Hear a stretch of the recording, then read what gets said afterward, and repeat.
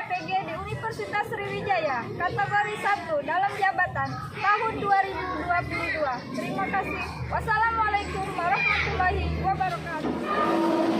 Assalamualaikum warahmatullahi wabarakatuh. Waalaikumsalam warahmatullahi wabarakatuh. Terima kasih. Apa kabar anak-anak hebat hari ini? Alhamdulillah luar biasa. Semangat, semangat. Allahu Akbar. Alhamdulillah semua sehat ya. Ikut cek kehadiran hari ini. Alhamdulillah semuanya sudah masuk. Semuanya semangat. Apakah sudah menyiapkan alat tulisnya? Sudah. Siap mengikuti pelajaran hari ini? Siap. Alhamdulillah. Sebelum memulai pelajaran, silakan membaca doa dulu yang akan dipimpin oleh Al. Silakan Al. Mari teman-teman kita membaca doa dimulai. Bismillahirrahmanirrahim.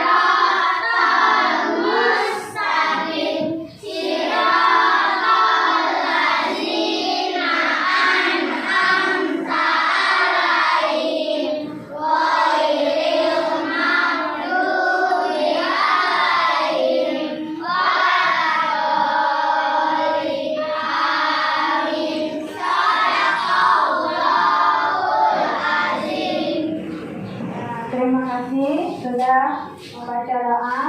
Untuk hari ini pelajaran kita adalah tema 3, peduli terhadap lingkungan.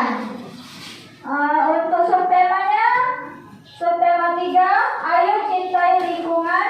Untuk pembelajaran 1 dan muatan pembelajarannya adalah IPA dan IPS. Anak-anak hebat, apa kalian masih ingat pelajaran kemarin? Masih. Ya, tentang apa kemarin? Makhluk hidup di lingkunganku. Iya, keberagaman makhluk hidup di lingkungan rumahku. Nah, yang sekarang adalah peduli terhadap makhluk hidup. Ayo cintai lingkungan. Sebelum kita melanjutkan pembelajaran, kita menyanyi dulu. Kita akan menyanyikan lagu Garuda Pancasila.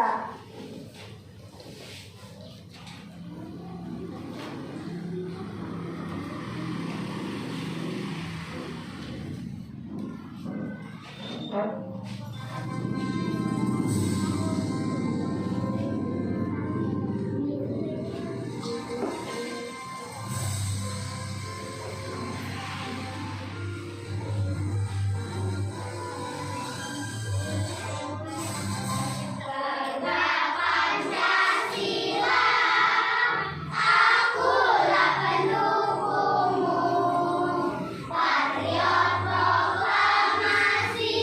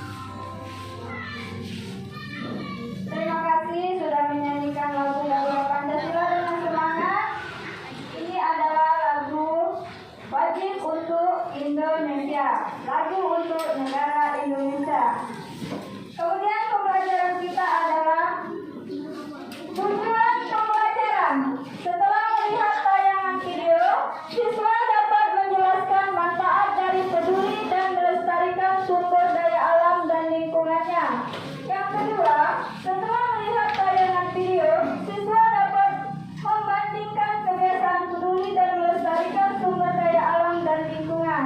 Ketiga, melalui diskusi, siswa dapat mengidentifikasi pemanfaatan sumber daya alam hayati bagi kesejahteraan masyarakat. Yang keempat, melalui diskusi, siswa dapat mempresentasikan informasi hasil identifikasi pemanfaatan sumber daya alam hayati bagi kesejahteraan masyarakat. Nah, di sini ada sumber daya alam hayati. Sumber daya alam hayati itu berupa hewan dan tumbuhan. Apakah hutan itu merupakan sumber daya alam hayati? Ya, karena di hutan itu ada tumbuhan dan hewan.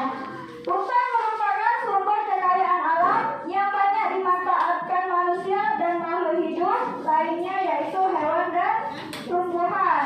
Manusia menggunakan pohon, kayu yang diolah menjadi meja, kursi, dan peralatan rumah tangga lainnya. Selain memanfaatkan sumber daya alam, kita juga harus melestarikan sumber daya alam tersebut. Yang pertama, untuk di lingkungan kita ya, tidak membuang sampah sembarangan, melakukan reboisasi atau penghijauan kembali, kemudian menghemat energi, menghemat penggunaan air, dan mengurangi penggunaan kertas. Itu yang ada di hutan.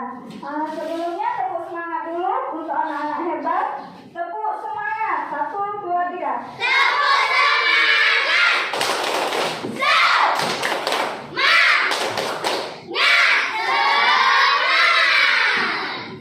Ya, luar biasa untuk anak-anak hebat. Di sini kalian menyaksikan video. Setelah menyaksikan video, kalian mengidentifikasi apa saja yang ada di video.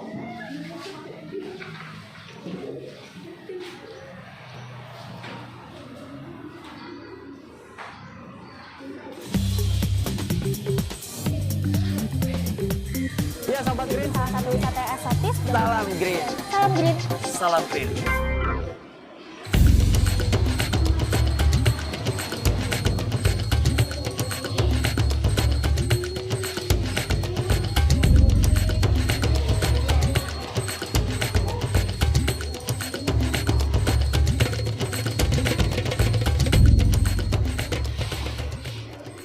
Berdiri di antara pepohonan rimbun, ditemani suara jangkrik dan kicauan burung yang saling bersautan, serta udara yang sejuk, mungkin itu adalah hal pertama yang akan kita bayangkan jika kita berada di tengah hutan.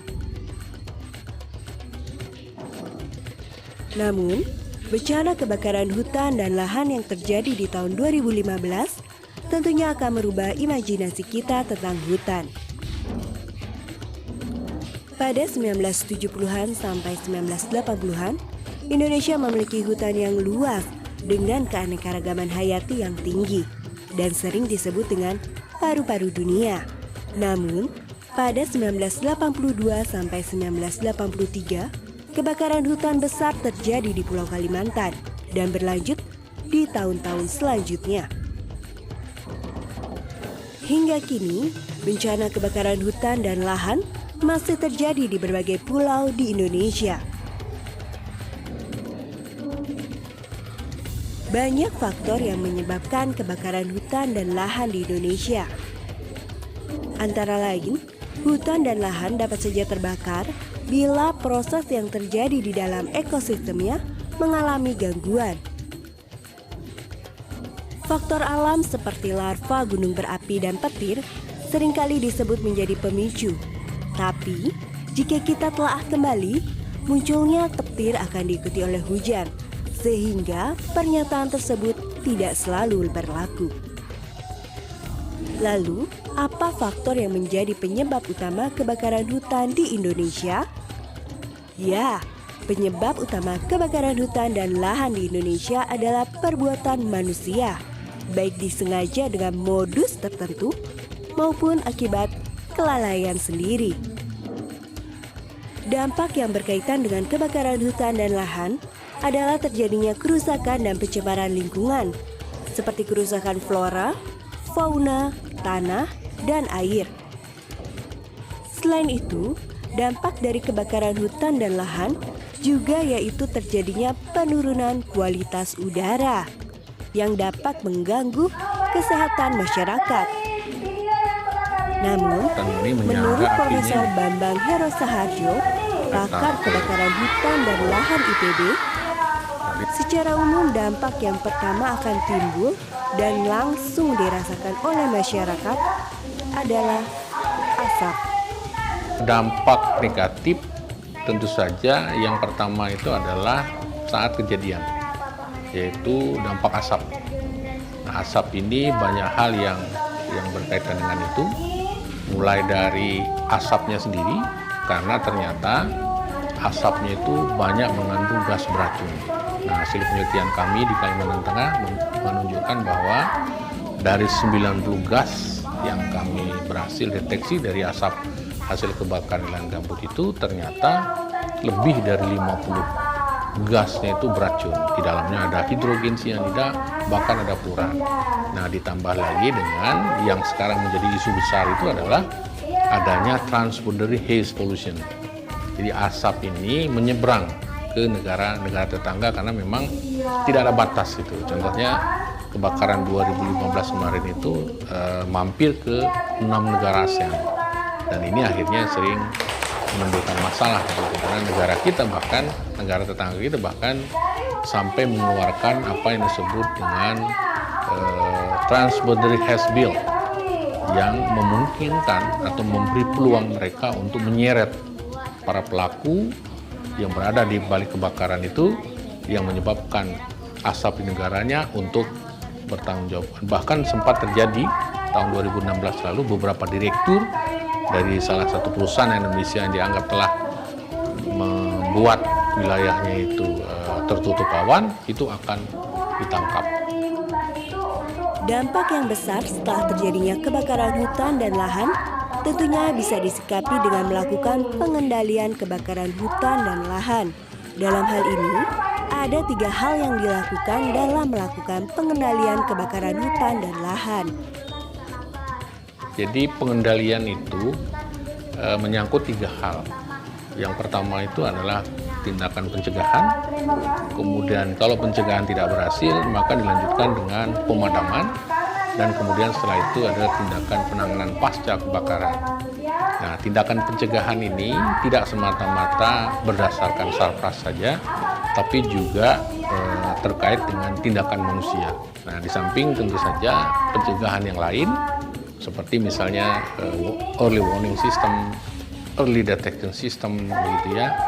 Dan sekarang bahkan pemerintah sudah menyiapkan SOP-nya.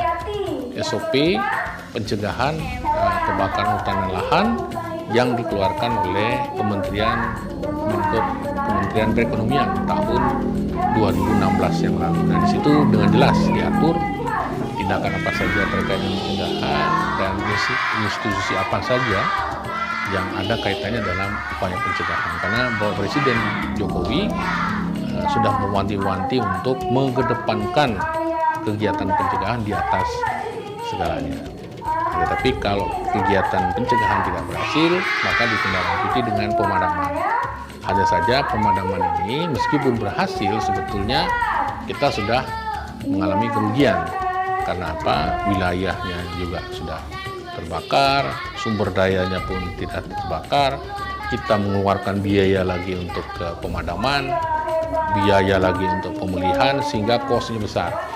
Ya, dan terakhir kita sebut dengan penanganan pasca, itu dalam rangka untuk pemulihan, mengembalikan fungsi wilayah-wilayah yang telah rusak tadi itu, dan kemudian ditindaklanjuti juga dengan mencari siapa yang paling bertanggung jawab terhadap terjadi kebakaran ini melalui tindakan penegakan hukum.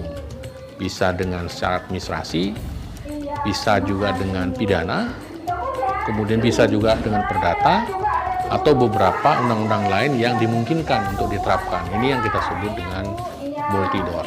Nah, itu kira-kira yang saat ini sedang dikembangkan atau dilaksanakan di Indonesia. Sebagai salah satu perguruan tinggi yang sangat perhatian terhadap lingkungan, kini Institut Pertanian Bogor Dalam hal ini, Fakultas Kehutanan mendirikan Regional Fire Management Resources Center Southeast Asia kerjasama dengan Max Planck Institute, University of Freiburg, Jerman. Jadi dirikannya Regional Fire Management Resource Center Southeast Asia ini karena keinginan kita untuk mendapatkan informasi tentang kebakaran yang berbau sains, ada scientific base, supaya masyarakat itu teredukasi dengan baik, gitu ya. Nah, kami bersyukur karena kemudian Regional Center ini disupport, difasilitasi oleh bantuan pemerintah Jerman, gitu. Nah, alhamdulillah kemarin sudah di launching bulan lalu, ditindaklanjuti dengan roundtable meeting dan jadilah seperti yang sekarang ada di ruangan ini.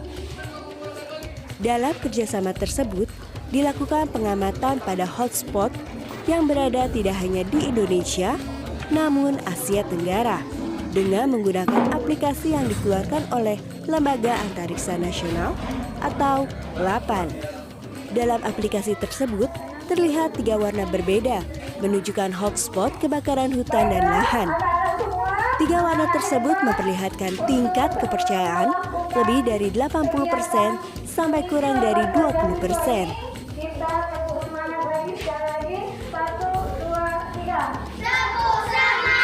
Semoga dengan tayangan informasi ini, Sobat Green dan lainnya dapat mencegah terjadinya kebakaran hutan dan lahan. Kalaupun sudah terjadi di sekitar Sobat Green, sebaiknya segera hubungi aparat yang berwenang, sehingga meminimalisir perluasan area kebakaran hutan dan lahan. Tulis dulu nama kalian, kemudian gelar. Di sini ada amati gambar berikut. Kalian mengamati gambar, kemudian beri tanda centang pada gambar yang menunjukkan tanaman dan hewan yang terawat. Itu perintahnya. Kemudian yang kedua, dari gambar yang kalian lihat, tulislah ciri-ciri tumbuhan terawat dan ciri-ciri hewan yang terawat. Nanti setelah kalian berdiskusi, kalian mempresentasikan hasil diskusi kalian diwakili oleh kelompoknya, 1 orang saja. Mewakili 1 kelompoknya diwakili oleh 1 orang saja. Sekarang silakan mengerjakan.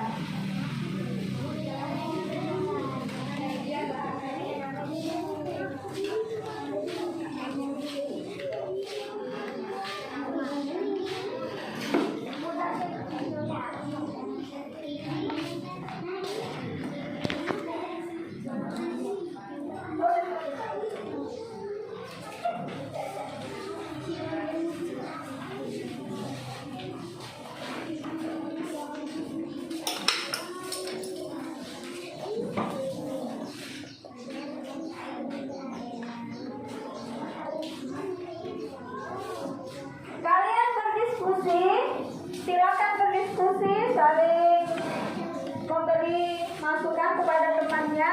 Tapi untuk mengerjakannya setiap orang mengerjakan masing-masing.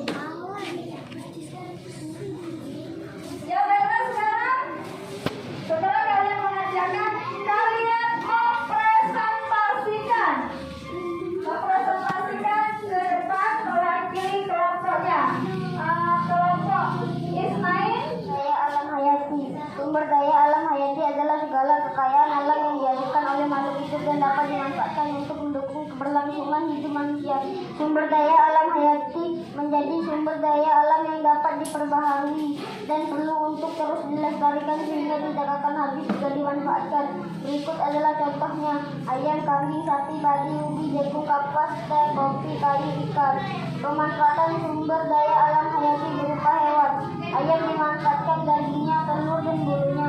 Kambing dimanfaatkan dagingnya, susu dan kulinya.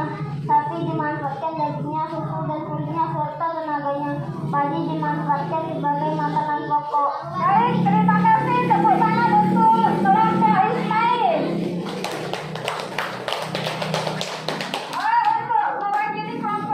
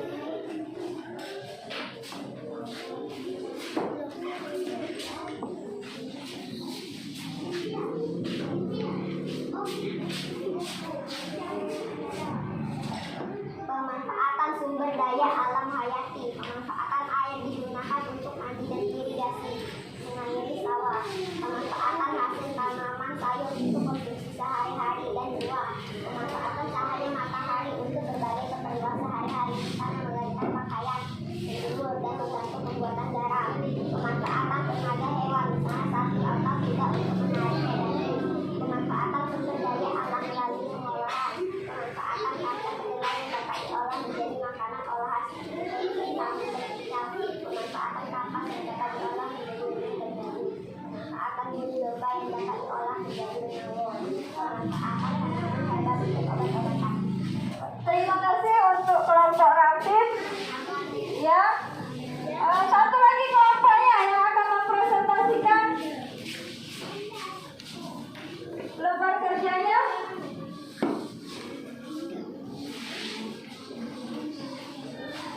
Ini siapa? Ya, Linda. Kelompok Linda ya.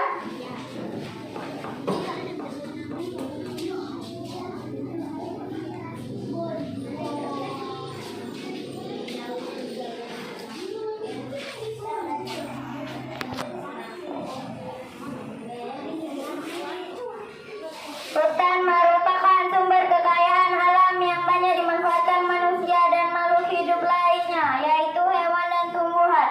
Manusia menggunakan pohon kayu yang digunakan untuk membuat perabotan rumah tangga berupa kursi, meja, lemari, pintu, dan rumah serta peralatan rumah tangga lainnya. Sedangkan bagi hewan, hutan merupakan habitat mereka sebagai tempat tinggal, mencari makanan, dan berkembang biak. Selain memanfaatkan hutan, kita juga harus menjaga dan melestarikan lingkungan.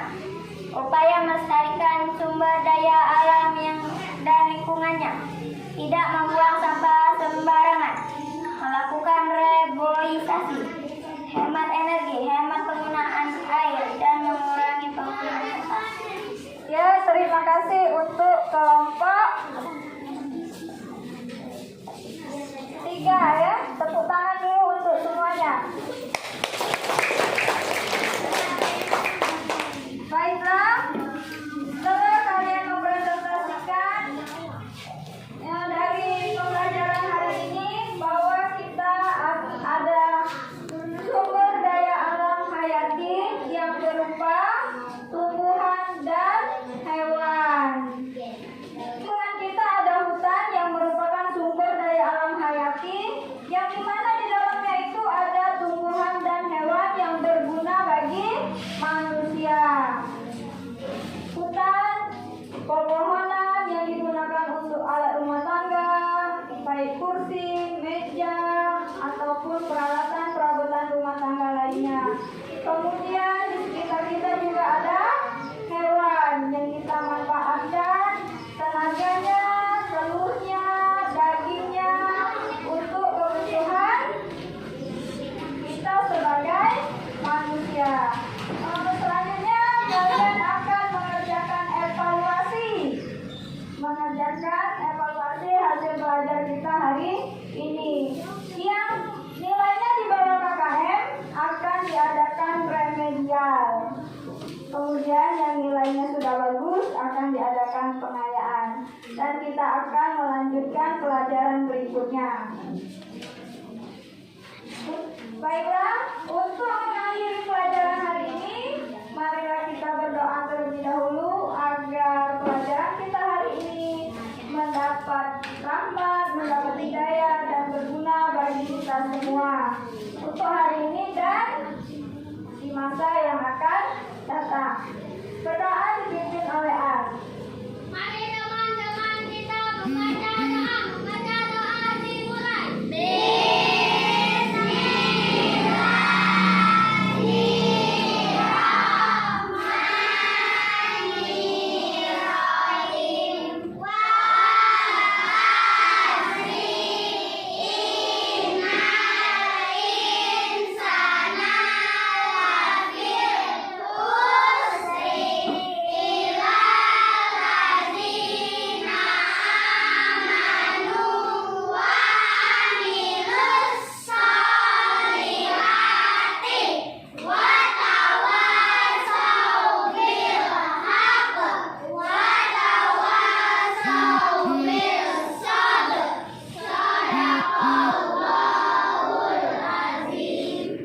Terima kasih anak-anak hebat.